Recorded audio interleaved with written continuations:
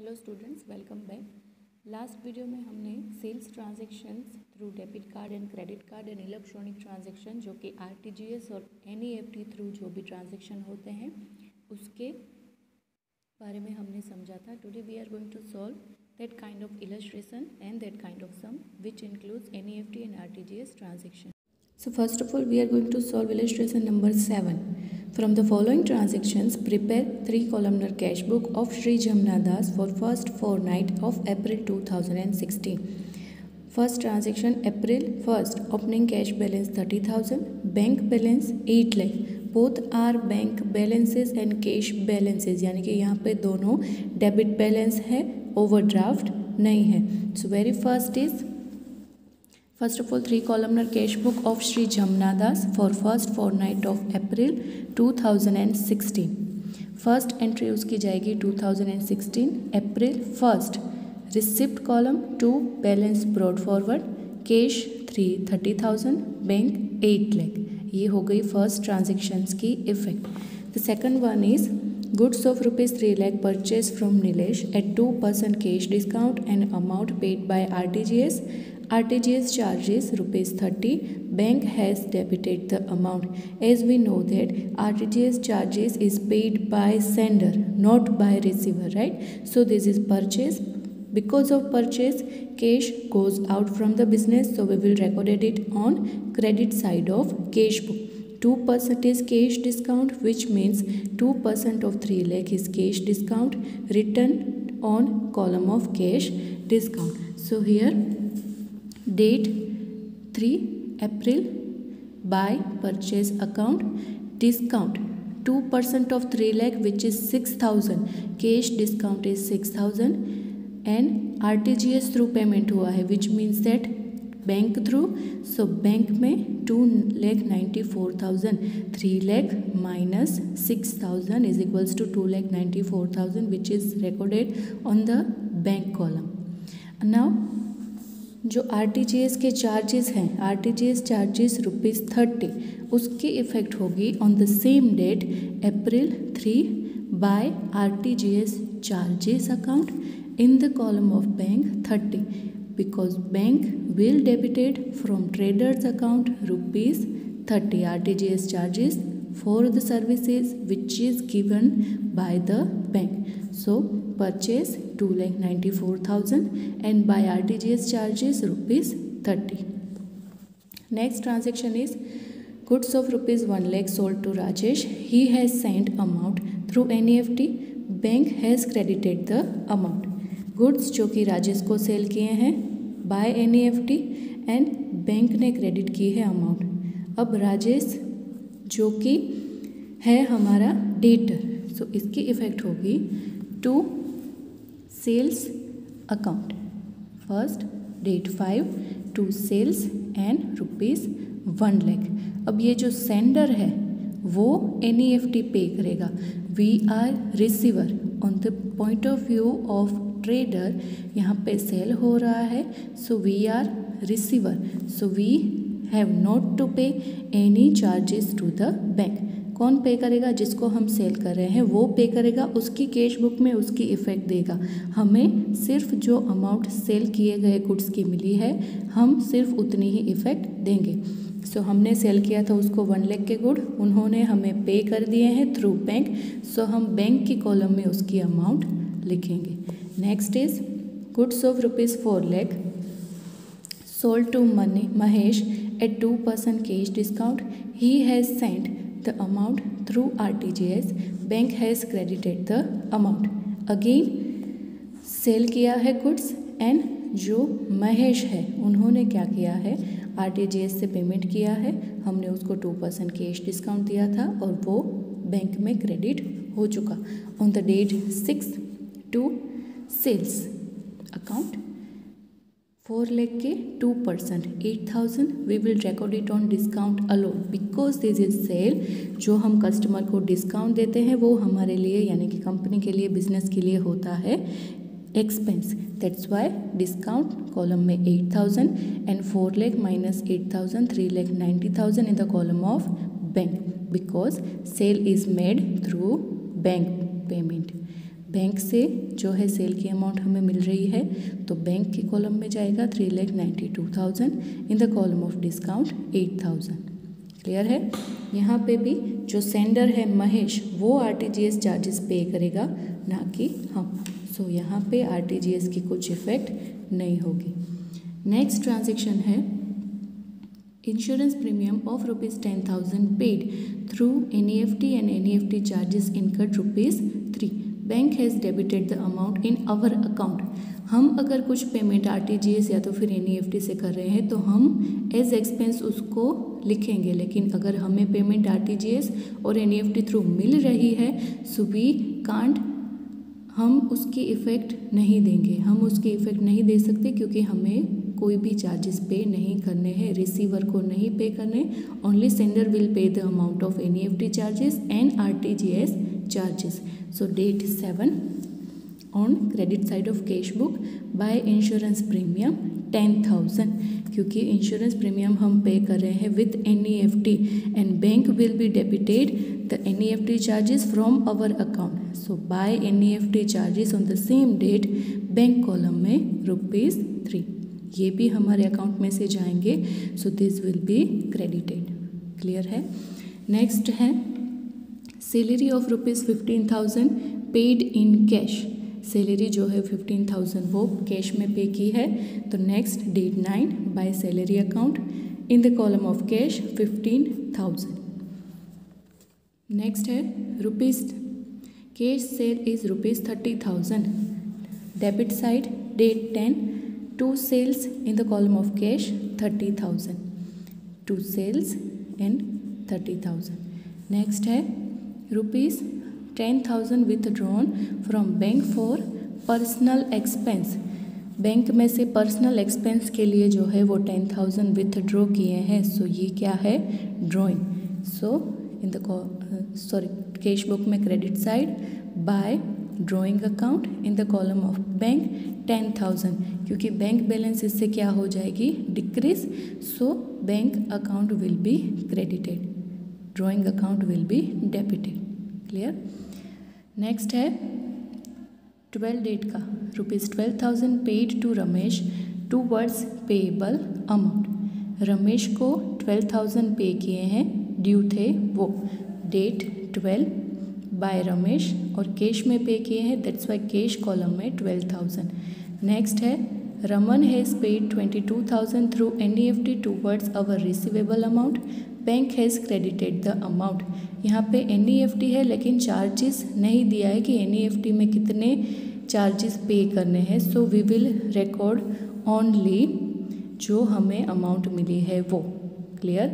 और अमाउंट हमें जो मिली है उसी की हम इफेक्ट देंगे, क्योंकि हमें मिल रही है अमाउंट तो रिसीवर को कुछ भी पेमेंट नहीं करना। That's why date 13 to Raman account and in the column of bank 22,000।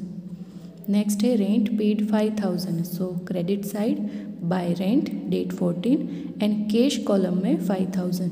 Next है bank has credited 3,000 of dividend.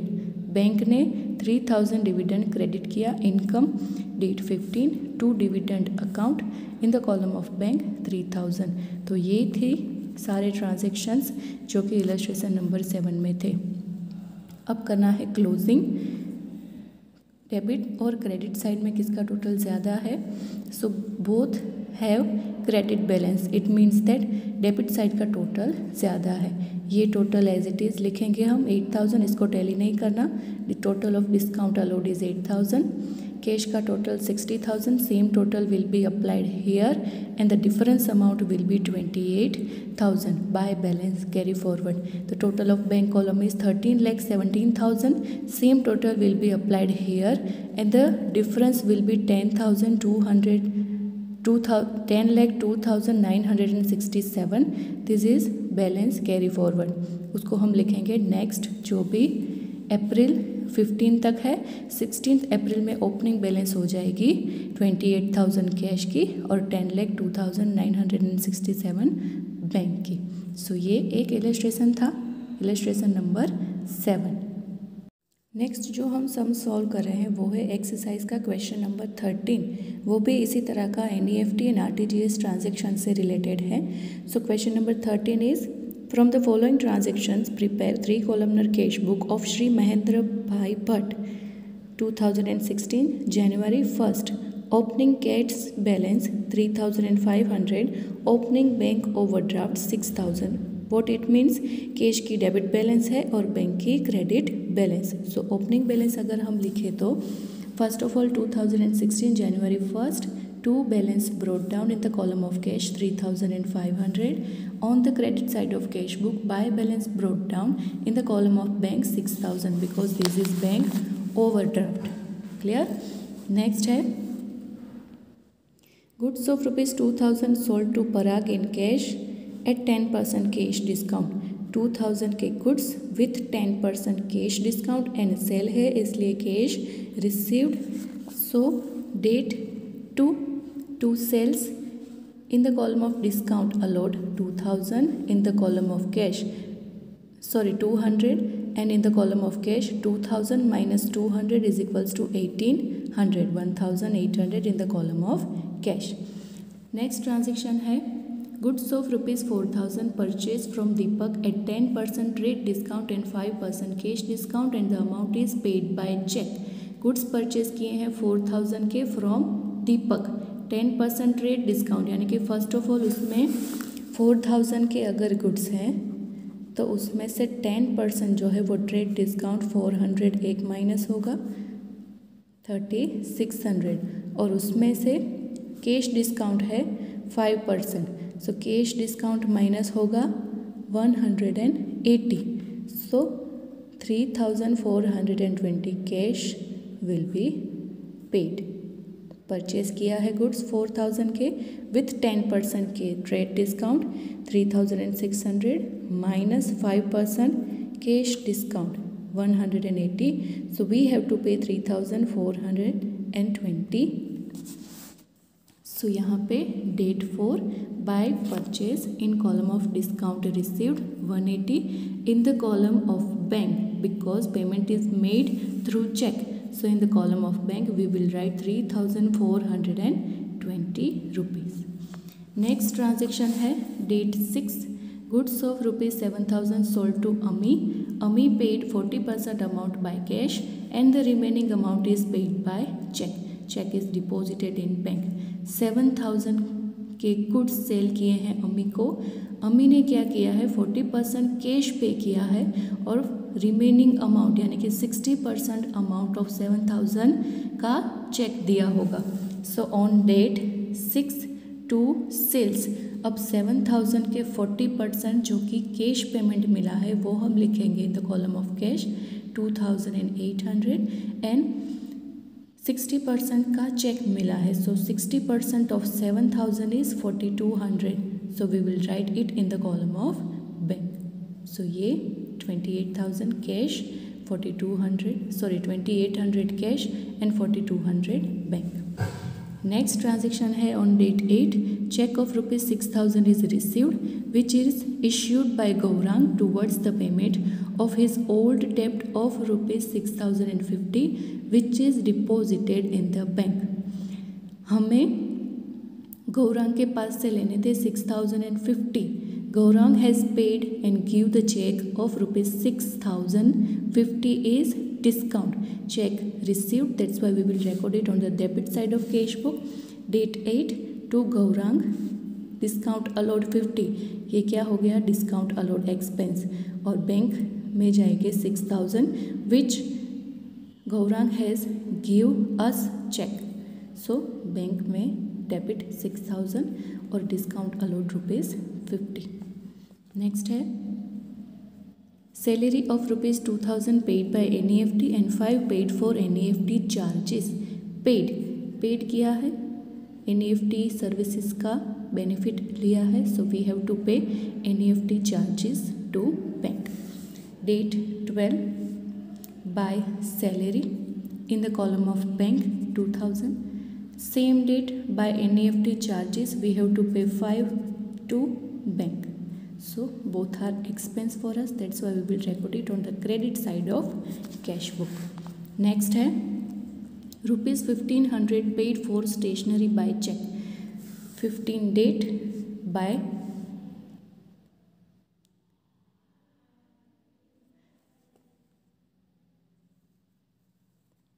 $1500 paid for stationery by check on the date of 15. यहाँ पे stationery date 15 by stationery and by check payment किया है, सो यहाँ पे जाएंगे 1500. 1500 is paid by stationery. Next है, यहाँ पे रेलवे फ्रेट नहीं है, स्टेशनरी है. नेक्स्ट है डेट 17, 4100 डिपॉजिटेड इन बैंक. ये क्या हुए? Contra transaction. Date 17 by bank, क्योंकि बैंक में डिपॉजिट करवाए हैं, so cash goes out from the business. 4100 in the column of cash, particular में बैंक एंड LF में C. On the same date to cash, bank balance increase हो रही है, so bank column में 4100 in the column of LF C and in the particular cash. Next है 20.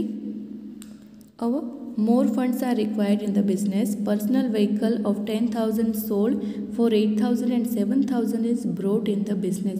यहाँ पे हमें एक बात का ध्यान रखना है कि 10,000 का व्हीकल उन्होंने 8,000 में सेल किया, 6,000 में सेल किया, 15,000 में सेल किया, उससे हमें कोई फ़र्क नहीं पड़ रहा, चाहे वो फ्री में ही क्यों ना दे दे. लेकिन वो बिज़नेस में कितने लेके आ रहे हैं, हम सिर्फ उसी की इफ़ेक्ट कैश बुक में देंगे. यहाँ पे वो 7,000 is brought in the business, so we will record it only 7,000 in cash book. So यहाँ पे 20 date to capital account in the column of cash 7,000. Capital जो भी अगर पर्सनल ओनर जो है वो अपने पर्सनल प्रॉपर्टीज़ में से कुछ भी बिजनेस में लाते हैं तो we will known it at capital. So 7,000 is debited to cash account. Next है ₹6,000 withdraw from the bank for the payment of school fees of his daughter. अपने पर्सनल एक्सपेंस के लिए जो है वो उठा रहे हैं, विथड्रॉ कर रहे हैं 6,000, so we will call it drawing.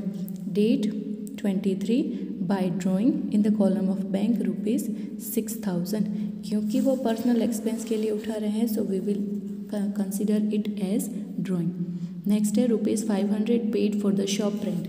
Shop rent के लिए पे किया, so on the date 25 by shop rent in the column of cash 500. Next है bank debited 30 bank commission and 24 SMS charges. Both are charges, so उसको हम record करेंगे on the date 28 by bank commission.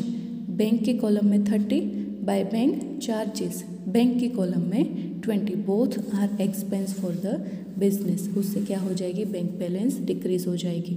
Next है 5,000 deposited in the bank. So 5,000 अगर bank में deposit करवाए, again this is contra transaction. इससे क्या हो जाएगा? कैश डिक्रीज हो जाएगी. सो डेबिट क्रेडिट साइड हम कैश कॉलम में लिखेंगे 5,000 in the LFC for contra transaction and in particular bank. Similar way, similar date 29 to cash column of bank 5,000 LF में C. तो यहाँ पे सारे ट्रांजेक्शन हो रहे हैं कंप्लीट. अब करना है टोटल. टोटल किस तरह से करना है? यहाँ पे डिस्काउंट अलॉट का टोटल होगा 250 एज इट इज़ रखना है, टैली नहीं करना है. डिस्काउंट रिसिप्ट का टोटल होगा 180. फिर कैश का टोटल होगा 15,100. डेबिट साइड का same total will be applied here and the difference amount 5,500 which is balance carry forward.